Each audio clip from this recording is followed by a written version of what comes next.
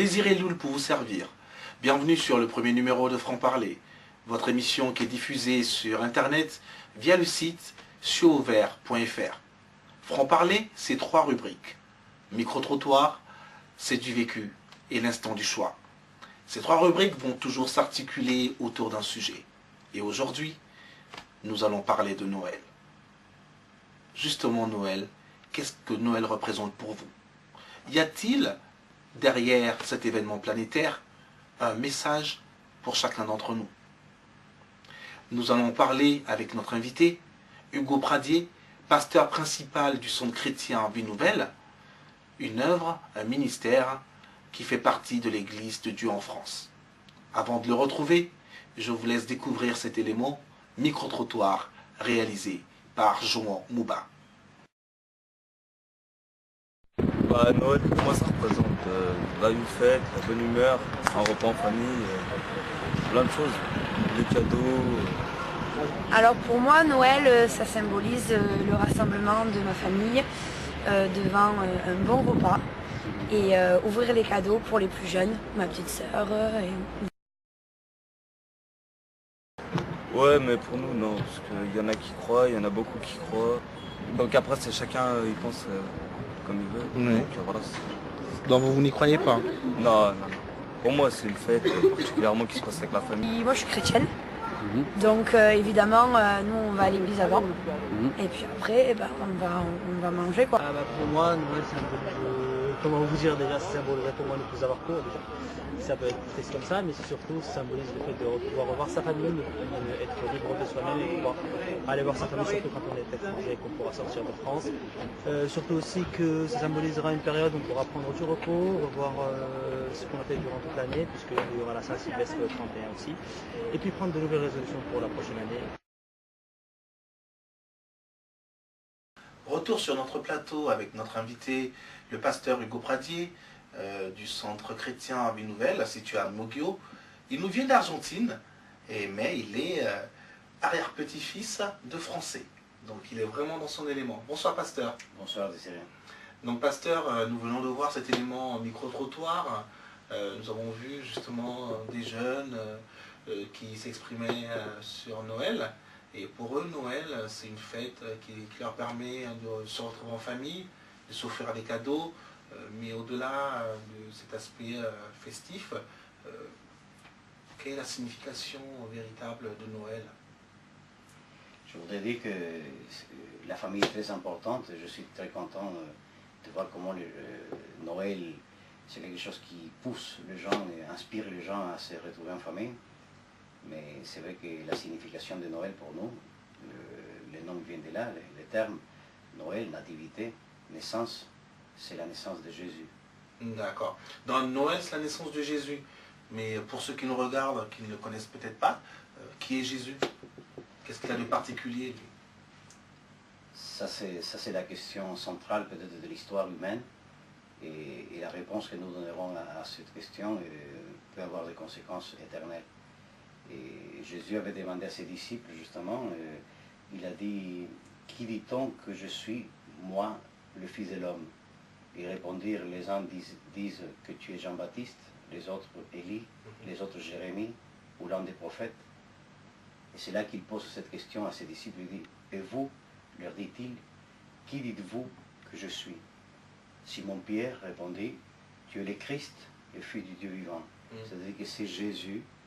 C'est petit Jésus pour certains, c'est Jésus qui est toujours resté petit dans l'étable. Bon, effectivement, on l'a vu dans l'élément, il y en a qui le voyaient toujours comme étant le petit Jésus. Oui, c'est ça, ce petit Jésus en réalité c'est le Christ à la fois, c'est pour ça qu'on dit bien Jésus-Christ. Jésus, l'homme, Christ, le Dieu, loin de Dieu, l'envoyé de Dieu, le Messie. Et c'est vrai que Jésus n'est pas resté petit.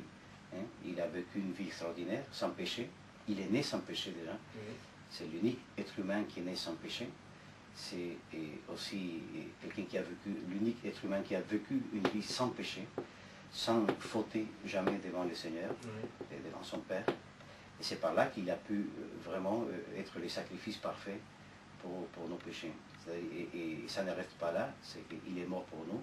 il est ressuscité des morts et il vient pour juger toute l'humanité. Donc si je vous suis bien, Jésus-Christ en fait c'est Dieu qui vient prendre l'aspect d'un être humain pour sauver l'humanité. C'est bien ça? C'est justement ça. Et dans une maison, il y a toujours un chef. Dans une nation, il y a toujours un président ou un premier ministre. Et dans tous les domaines de la vie, dans toutes les institutions, il y a toujours une tête. Et l'univers a une tête. Et cette autorité qui a créé l'univers nous a envoyé son Fils unique, qui a participé dans la création aussi, parce qu'en tant que Fils, c'est pas qu'il a été créé, c'est tout simplement celui qui représente le Père. Et c'était quelqu'un d'incréé aussi, le Fils, et le Saint-Esprit aussi. Et il a été envoyé, il a laissé sa gloire, il s'est incarné, il s'est fait comme un de nous, mais sans péché. Parce qu'il a été conçu dans le ventre d'une vierge, comme nous savons, Marie, de la ville de Nazareth. Et une chose que, pour Dieu, aujourd'hui pour la science humaine, il y a tellement de choses qui ne sont plus impossibles. Combien de mois encore pour Dieu qui a créé cet univers et pouvoir donner naissance à son Fils unique dans le ventre d'une vierge. D'accord. Il est le vrai Fils de Dieu, l'unique Fils de Dieu. C'est notre tête, c'est notre chef. Et c'est notre espérance. D'accord. Donc être chrétien aujourd'hui, c'est pas un simple concept, c'est vraiment recevoir cette vie donc, qui est Jésus-Christ, comme vous l'avez expliqué, de manière personnelle, c'est individuel. Comment cela peut-il s'opérer? Justement, la religion chrétienne, entre guillemets, si tu veux désirer, a rabaissé énormément les concepts et cette grande vérité, cette extraordinaire vérité que nous avons tous à la portée de la main, que c'est ce grand sauveur que nous ne méritons pas, que par grâce, justement, que c'est quelque chose d'immérité, que par grâce est venu nous tendre la main, lorsque nous lui avons tourné le dos, lorsque nous avons piétiné sa justice et sa sainteté. Et il est venu, il a pris notre place, une place que nous ne pouvions pas nous-mêmes prendre. Parce que même si chaque être humain serait mort dans une croix et nous ne pourrions pas nous sauver nous-mêmes, il est venu, il s'est abandonné, il a renoncé à tous ses droits, tout en restant Dieu, tout en restant parfait. Mais il est né pour mourir. Il est né dans ce monde pour mourir pour nous. Et c'est pour ça que c'est très important de savoir qu'est-ce qu'on va faire avec cette figure extraordinaire, cette figure centrale. Et comme je disais à quelqu'un aujourd'hui dans la rue, je disais, regarde, nous sommes dans l'année 2011, 2011 après Jésus-Christ. Même cette humanité, ce monde qui rejette Jésus-Christ, doit reconnaître que l'histoire humaine est divisée par un avant et un après Jésus-Christ. D'accord. Donc en un mot, en fait, quand on vous suit bien, l'humanité en fait entière méritait pratiquement la condamnation, la mort, et Jésus-Christ vient pour le sauver, d'où son statut de sauveur. C'est justement, nous n'avons pas été faits pour la mort, nous avons été faits pour la vie, mais l'homme s'est écarté de la dépendance de Dieu, et par là, il a payé avec la mort. En fait, Dieu avait dit déjà à Adam, si toi tu fais ça, tu mourras. C'est-à-dire, Adam avait le choix. Et le Seigneur nous a fait avec un libre arbitre. C'est-à-dire, nous sommes libres de choisir, mais nous ne sommes pas libres des conséquences. Et lorsque l'homme a tourné le dos à Dieu, lorsqu'il a renoncé à cette dépendance de Dieu, parce que l'homme a été fait pour être dépendant et pas indépendant, parce qu'on est, ou on est dépendant de Dieu, ou on est dépendant de quelqu'un d'autre. Mais c'est sûr que l'homme n'est pas vraiment et entièrement indépendant. Ça, c'est une illusion. Et en réalité, nous sommes déjà dépendants les uns des autres. Nous avons tous besoin, plus ou moins, les uns des autres. Et aucun être humain qui a réalisé quelque chose d'extraordinaire et de grand l'a fait tout seul. Et même s'il a découvert quelque chose seul, si on peut dire, il a sans doute pris et rebondi sur des aspects scientifiques ou sur des connaissances que d'autres ont fait avant. Et il n'y a pas un écrivain qui fasse les choses comme ça, du néant, comme Dieu peut le faire. On est toujours inspiré par quelqu'un d'autre, même si peut-être avec tous ces fondements, après nous pouvons avoir une certaine idée originale et une certaine création, on va dire, parce qu'on est image et ressemblance de Dieu.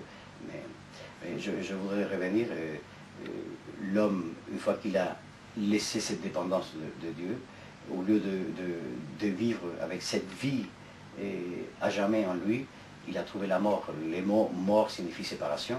Justement, on a été séparés de Dieu. Et c'est lui qui est venu réparer cette séparation. C'est Jésus-Christ qui, par sa mort, justement, nous a donné la vie. D'accord. Ben, je vous remercie parce que cela nous donne l'occasion, justement, de lancer la prochaine rubrique. C'est du vécu. Justement, dans cette rubrique, nous allons entendre le témoignage, justement, d'un chrétien. Il va nous dire un peu ce qui a fait qu'il donne sa vie à Jésus. Et nous allons entendre, il nous parlera donc justement de sa vie avant de connaître Jésus-Christ.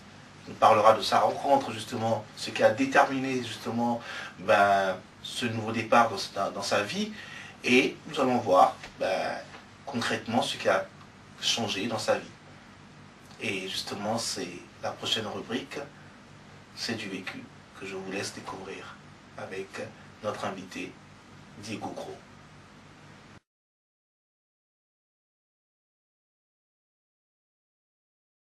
Bonsoir Diego. Bonsoir. Merci d'avoir accepté notre invitation. Tu es donc là pour nous parler de ton témoignage dans le cadre de la rubrique C'est du vécu, ta rencontre avec Jésus-Christ. Mais avant de nous en parler, peux-tu nous dire un peu ce qu'était ta vie avant?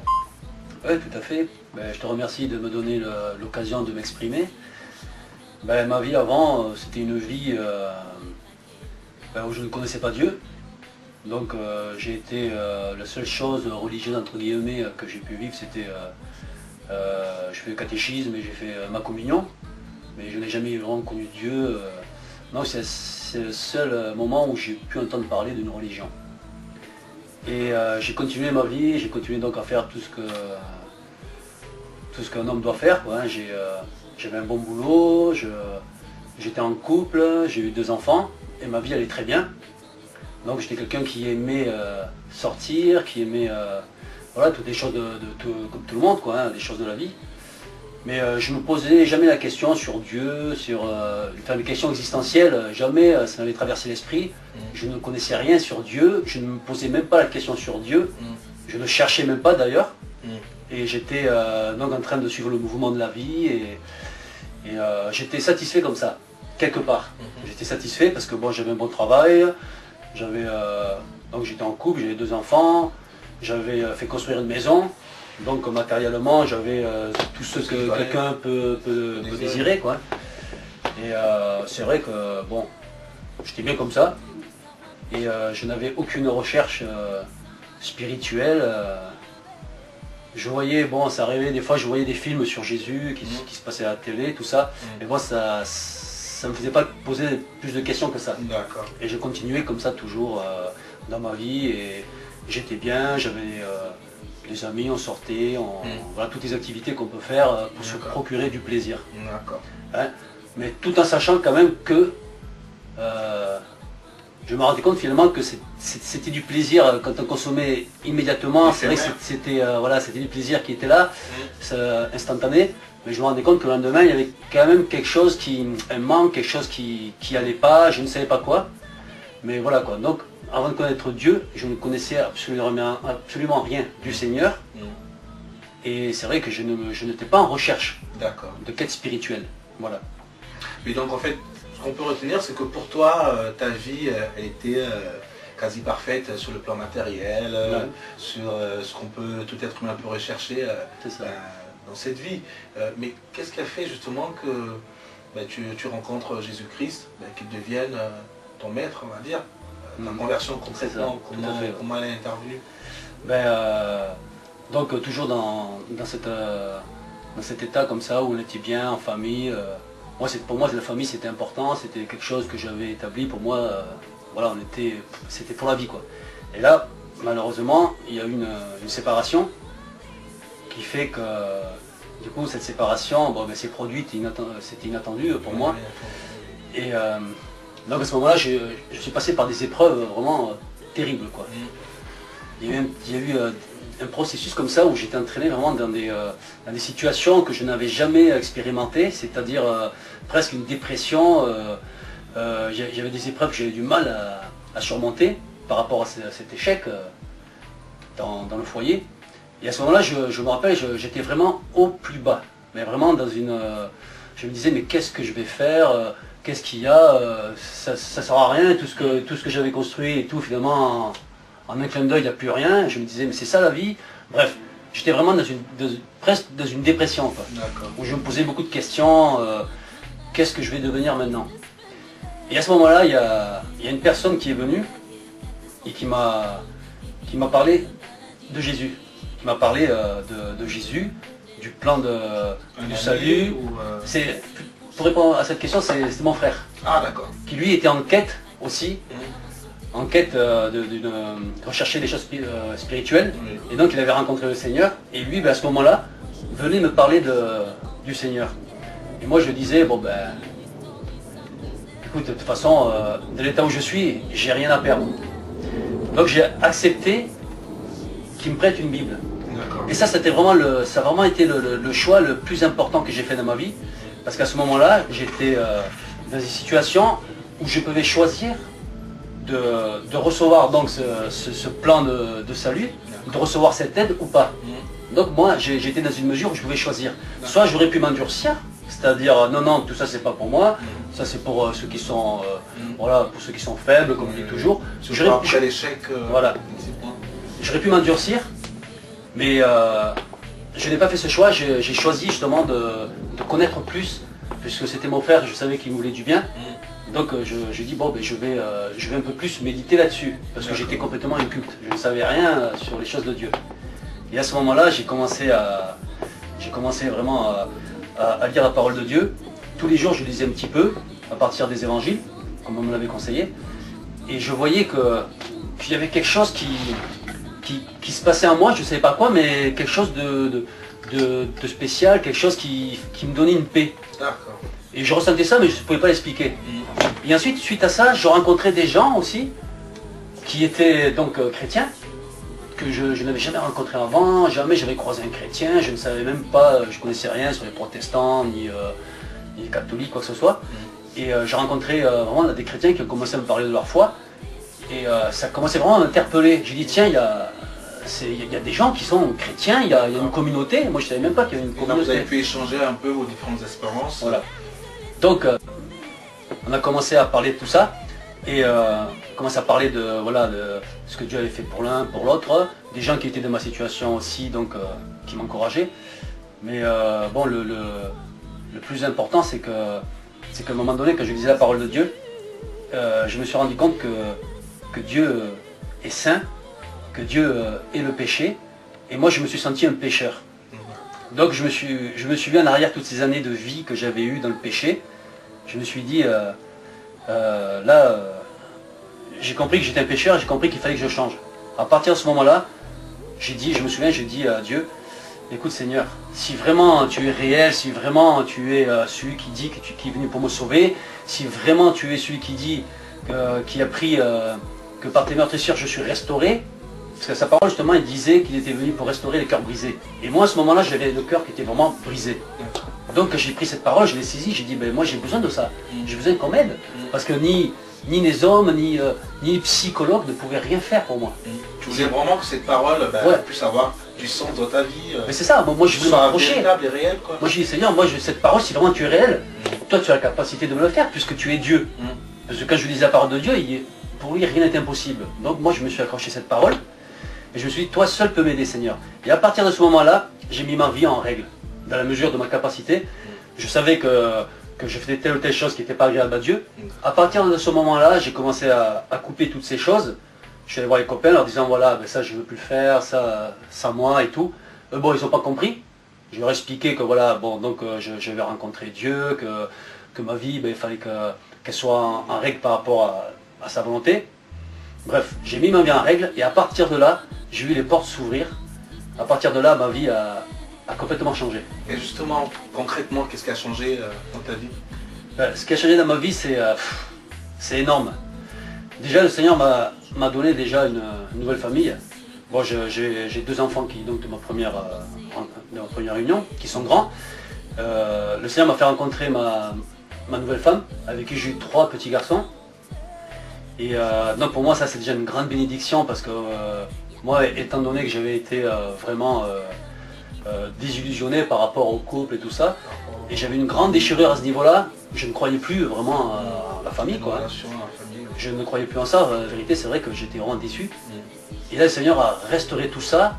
Non seulement il m'a donné il m'a béni, mais en plus de ça, il a vraiment réparé la douleur que j'avais dans mon cœur, cette cicatrice, cette blessure qui était là, le Seigneur l'a cicatrisée. Et ça, je sais que Dieu, c'est pour ça que je sais que Dieu, à ce moment-là, je savais qu'il était réel, parce que lui seul pouvait faire ça. Moi, j'avais une blessure ici et personne ne le savait. Il pouvait peut-être s'en douter, mais moi seul, je savais qu'elle était vraiment, que personne ne pouvait l'enlever, aucun être humain ne pouvait le faire. Et Dieu, lui, est allé opérer à ce niveau-là. Il m'a donné vraiment plus que ce que j'espérais. Tout ça par obéissance, parce que j'ai décidé ce jour-là de dire oui à Jésus. Je ne l'ai pas rejeté. Quand il est venu les frapper dans ma vie, j'ai ouvert la porte et j'ai pris sa parole. J'ai dit, si vraiment tu es réel, il faut que cette parole soit pour moi. Et tu l'as expérimenté. Je l'ai expérimenté. J'ai mis ma vie en règle devant Dieu. Et à partir de là, j'ai vu vraiment le chemin s'ouvrir. Et vraiment, je rends gloire à Dieu pour ça, parce que ma vie a complètement changé, quoi. Maintenant, j'ai la paix, j'ai la joie. Je sais qui je suis sur terre. C'est vrai qu'avant, je ne me posais pas les questions. Et maintenant, quand je sais qui je suis sur terre, vraiment, je sais d'où je viens, je sais où je vais, je sais ce que le Seigneur a fait pour moi, je sais que Jésus, c'est le chemin, la vérité et la vie. Et tout ça, pour moi, ça me donne une joie, une espérance. Avant, je vivais, je croyais que j'étais heureux. Mais en fait, j'avais aucun but, quoi. Je me disais, il faut profiter maintenant, parce qu'après, il n'y a plus rien. Mais je me rends compte que maintenant, d'après ce qu'il dit la parole de Dieu, après, il y a une vie après. Et je sais que maintenant, moi, quand je vais mourir, si je persévère dans ce chemin, je verrai Jésus, parce que je l'ai accepté comme mon Seigneur et mon Sauveur. Et ça, ce témoignage, si vraiment je donne ce témoignage, c'est vraiment pour encourager les auditeurs qui peuvent suivre cette émission, pour leur dire vraiment qu'il y a une espérance, qu'il ne faut pas attendre d'être dans le trou, comme moi j'étais, pour pouvoir vraiment venir à Jésus. Malheureusement, on attend d'être dans le trou pour pouvoir accepter Jésus, parce que c'est la seule solution. Comme le recours à la dernière chance. Voilà, parce que moi, honnêtement, je ne crois pas que j'aurais pu aller vers Jésus si j'étais resté dans le contexte où j'étais. Mais le Seigneur a permis ça pour venir taper à ma porte ce jour-là. Et vraiment, ceux qui entendent ce message, vraiment, je les encourage à expérimenter Jésus. Et ce n'est pas une religion, ce n'est pas des traditions, ni un dogme, c'est vraiment Jésus est réel. Moi, je l'ai vécu. Moi, j'ai vu ce qu'il a fait dans ma vie. J'ai vu comment il a restauré mon cœur. Et ça, c'est pas le témoignage, c'est pas ce qu'une personne m'a dit, c'est pas... pour moi, Jésus, c'est pas un homme qui m'a dit Jésus existe, même si on me l'a dit, mais moi, si j'y crois, c'est parce que moi, j'ai expérimenté Jésus personnellement. Donc, je crois en Jésus parce que moi, je l'ai expérimenté personnellement. Et ça change tout. Exactement. Ce qui fait que, du coup, aujourd'hui, je suis dans la joie, et je sais qu'au milieu des épreuves, je sais que Jésus est derrière moi, et je sais quelle est ma destination, qui est dans le ciel. D'accord. Bien, merci Diego d'avoir... C'est moi qui te remercie. Et bonne continuation à toi alors. Et merci. Que Dieu te bénisse. Amen. Toi aussi. Ton espoir en Jésus, tu ne seras point déçu. Nous voilà pratiquement arrivés au terme de notre émission, et avant de se quitter, nous allons découvrir la dernière rubrique, l'instant du choix, avec un appel que le pasteur va lancer justement aux nombreux internautes qui nous regardent, c'est-à-dire à vous pasteur, pour l'appel. Oui, et à tous les amis qui nous regardent, dans cette période de Noël, je voudrais lancer un défi et une invitation de la part du Seigneur, justement. Et le Seigneur dit, je vous laisse ma paix, je vous donne ma paix, et je ne vous le donne pas comme le monde la donne. C'est-à-dire que le monde nous donne une paix fictice, une paix qui ne remplit pas vraiment le cœur de l'homme, mais le Seigneur, il nous donne la véritable paix. Alors je vous invite vraiment, vous voyez, et lorsque l'armée céleste a chanté la nuit où le Seigneur est né, ils ont dit gloire à Dieu dans le lieu très haut et paix sur la terre, bienveillance envers les hommes. Cette paix sur la terre, et nous pouvons dire que lorsque ça fait presque 2000 ans ils ont chanté ça, on pourrait dire mais où est cette paix vraiment? Et pourtant cette paix n'est pas quelque chose qui commence de l'extérieur vers l'intérieur de l'être humain, mais de l'intérieur vers l'extérieur. C'est-à-dire que le Seigneur Jésus-Christ, il est venu pour changer, pas notre environnement d'abord, pas notre société et dans les sens extérieurs, mais à nous, à chacun. Parfois, il y a des gens qui disent quand les choses vont changer, mais nous devons, nous aussi, nous poser la question, quand je veux changer, quand je donnerai une opportunité à Dieu pour qu'il change ma vie. Alors si vous avez dans votre vie vraiment cette conscience que vous avez perdu la paix, que vous voudriez être vraiment différent, que vous voudriez vous donner vous-même une nouvelle opportunité dans la vie, et vous pouvez dire au Seigneur Jésus-Christ, ouvrir la porte de votre cœur et l'accepter comme votre Seigneur et votre Sauveur. Bien sûr, pour cela, et nous ne pouvons pas aller trop vite, il faut se reconnaître pécheur, il faut reconnaître que nous sommes au-delà des différences et des détails et qu'il y a des gens qui font sans doute des choses plus graves que d'autres. Nous sommes tous pécheurs, nous ne méritons pas la grâce de Dieu et pourtant il nous a tendu la main.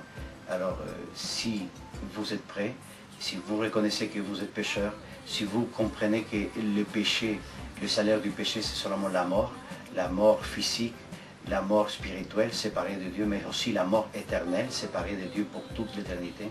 Alors, et si vous reconnaissez que l'unique remède que Dieu nous a donné, c'est Jésus-Christ, le Sauveur du monde, le Sauveur de chacun de nous, et vous pouvez lui dire aujourd'hui, Seigneur, j'ouvre mon cœur et je t'accepte dans ma vie.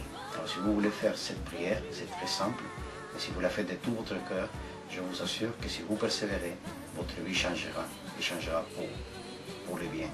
Alors vous pouvez dire avec moi, Père Céleste, je viens devant ta présence, je reconnais que je suis pécheur, je sais que je ne peux rien faire pour donner un médicament à mes péchés.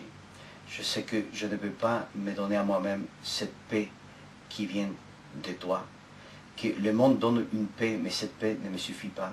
Je veux accepter ta paix, je veux être dans une bonne relation avec toi. Seigneur, viens à mon secours, aide-moi.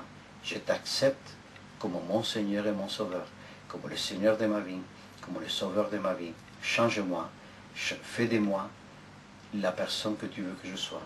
Je te le demande au nom de Jésus-Christ. Pardonne mes péchés, je me répands devant toi et je t'accepte pour toute ma vie. Merci Seigneur, au nom de Jésus-Christ. Amen. Amen. Amen. C'est sur cette prière que vous avez certainement...